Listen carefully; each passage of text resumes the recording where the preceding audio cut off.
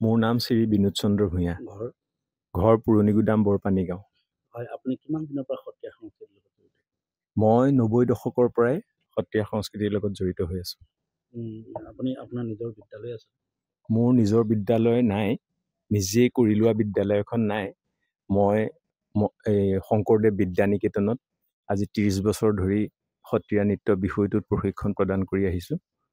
আৰু Puranigudam doctor BKB কলেজতো performing art যিটো বিষয় আছে সেইটোতো মই কাম কৰি আহিছোঁ। তাৰ বাহিৰেও আপুনি কি কৰ্মত আপুনি জড়িত? মই তাৰ বাহিৰে নিজৰ খেতি মাটিৰ ওপৰত মই গুৰুত্ব দিওঁ। শাক পাচলি পৰা ধান খেতিৰ পৰা আদি কৰি মই নিজেই কৰোঁ।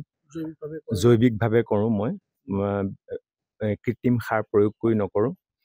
গতিকে মই তেনেভাৱে খেতি কৰি মই নিজেও খাওঁ আৰু যিখিনি বাঢ়ে সেইখিনি আনক বিক্ৰীও কৰোঁ। আৰু মোৰ আৰু এটা কৰ্ম আছে, সেইটো হ'ল বাঁহ বেতৰ মই সমস্ত কাম শিকিছিলোঁ এটা সময়ত। মুখা শিল্পৰো কামখিনি শিকিছিলোঁ মাজুলী সত্ৰৰ হেমচন্দ্ৰ গোস্বামী ছাৰৰ তত্বাৱধানত পুৰণিগুদাম কলং কলা কেন্দ্ৰত মই প্ৰশিক্ষণ লৈছিলোঁ।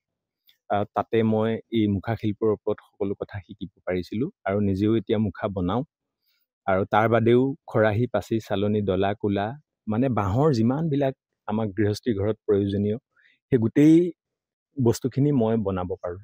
যিহেতু আমাৰ অসমৰ এটা বিভাগ আছে, যিটো সাংস্কৃতিক বিভাগ এটা আছে, গতিকে সেই সাংস্কৃতিক বিভাগৰ ফালৰ পৰা আপুনি কেতিয়াবা কিবা সুবিধা লাভ কৰিছেনে বা আপুনি বিচাৰেনে সেই সুবিধা পোৱাটো? মই এবাৰেই বিচাৰিছিলোঁ আৰু সেই বিচৰা সুবিধাটো মোক দিয়া নাছিলে আজিলৈকে। মই সেই শিল্পীৰ ওপৰতে যিখিনি বিজ্ঞাপন পাইছিলোঁ, এটা বিজ্ঞাপন দিছিলে যে শিল্পী এককালীন সাহায্য বুলি, সেই 50,000 মান টকাৰ আৰু তাতে যিখিনি কাগজ পত্ৰ আমাক বিচাৰিছিলে সেয়াও মই জমা দিছিলোঁ।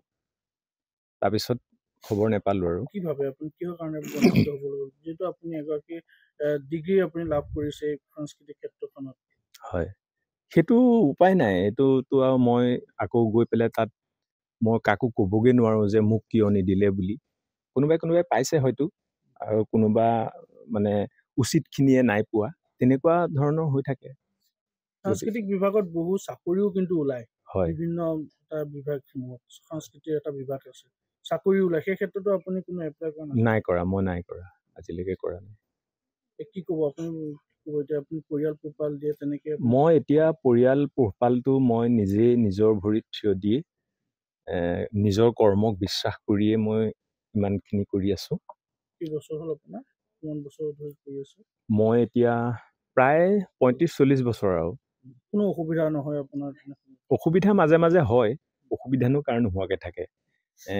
ধৰক ঘৰখন থাকিবলৈ ঘৰ মানে অন্ন বস্ত্ৰ বাসস্থান, এই এটাইকেইটা কৰিবলৈ যে মানে কলাগুৰু বিষ্ণুপ্ৰসাদে কৈছিল সংস্কৃতি, সেই সংস্কৃতি শব্দটোৰ ওপৰতে মই ভিত্তি কৰি এই অন্ন বস্ত্ৰ বাসস্থানৰ যিখিনি কৰ্ম কৰিবলগীয়া আছে সেইখিনি মই পাৰ্যমানে কৰিব পাৰিছোঁ বুলি মোৰ অনুভৱ হৈছে।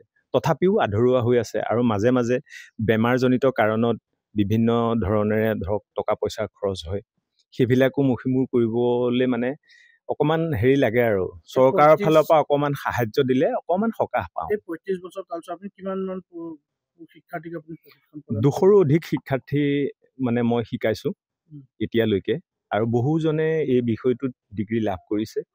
সেইটো মোৰ বাবে গৌৰৱ। আৰু এতিয়াও যিমানবিলাক এই আমাৰ অঞ্চলত স্কুল চলি আছে গোটেইখিনি মোৰ হাতৰ তলতে শিকি যোৱা, সেইটো এটা মোৰ গৌৰৱ। আপুনি বিচৰা বাতৰি পাব কেৱল নিউজ 18 এপত। নিউজ 18 এপ ডাউনলোড কৰিবলৈ স্কেন কৰক এই QR কোড। গুগল প্লে ষ্টৰতো পাব এই নিউজ 18 এপ।